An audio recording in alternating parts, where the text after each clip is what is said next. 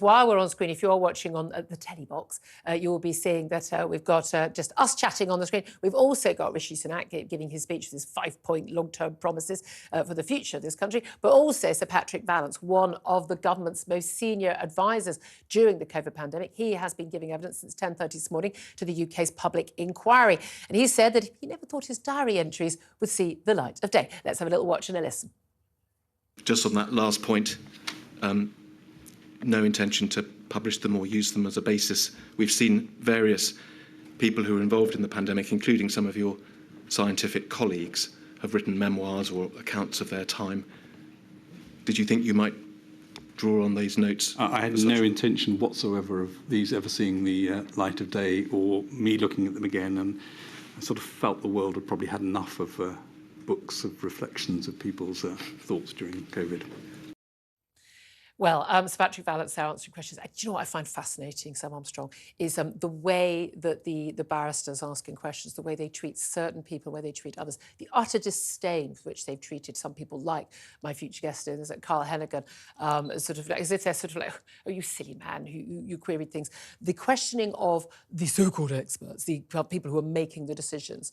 Look, I completely accept that Sir Patrick Vallance is an expert. He was our chief scientific advisor at this time.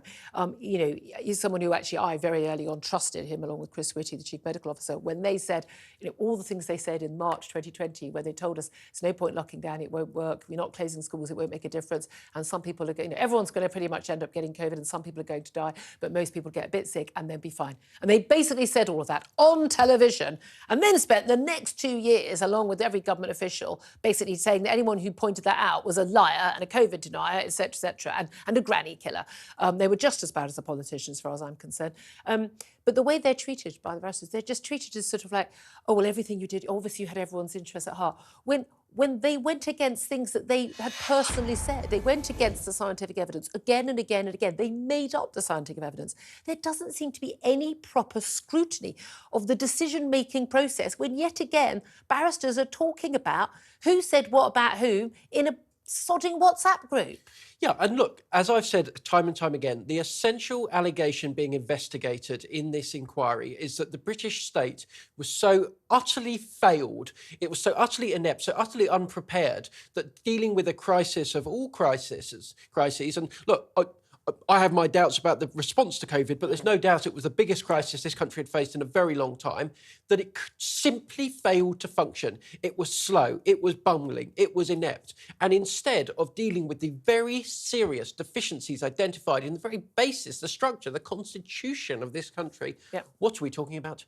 Text messages. Did you swear to him? Was that very polite? And Did you say a rude word about Matt Hancock? And what we had is Helen McNamara, the Deputy Cabinet Secretary at that time, very serious official who was responsible for delivering much of this, and it failed to happen, held up as this sort of angelic figure, the woman, the only serious one in the room. Whereas, by the way, I hold no truck for Dominic Cummings, Lee Kane and the rest of them who, you know, a lot of things didn't support.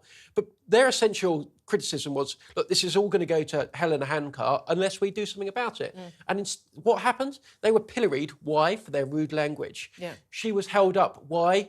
For being very polite. And there has been no discussion whatsoever of whether the British state is responsible for killing people. No, exactly. And or but by the way, she would have been one of the many people working in the senior levels of the civil service that happily watched their civil servants go to parties during COVID when they were telling the rest of us to stay at home. She provided the karaoke machine. She provided the karaoke machine. The idea that these people, again, I've said it before, I've said it again. Look, they didn't put anyone at risk, but that's the whole point. They knew they weren't putting anyone at risk because we weren't allowed. We were working in the office at that time. We were basically told we'd be sacked on the spot if we did anything similar, even though we're working together all day. These people should have been hounded out of public life already. As soon as those first revelations came out, I'm absolutely appalled these people are still taken seriously. But fundamentally, you do have an issue where the debate is about, should we have locked down sooner? Not, should we have locked down? The fact that no one mentioned Sweden. The control study. Not allowed. No. Oh, Sweden had loads more people die. No, they didn't. Their excess death rate over the last 3 years of all causes, which is the only thing that matters, of all causes, so you can rule out all of the. Do you know why do you decide something's a COVID death or not a COVID death? You can lose all of that nuance and politicisation of COVID death. How many people died more than you would have expected to die over the last few years? Sweden has pretty much got the lowest in the world. Why? Because they didn't lock down. These people are Sweden deniers. Yes, Sweden deniers. Let's call them what they are, Sweden deniers.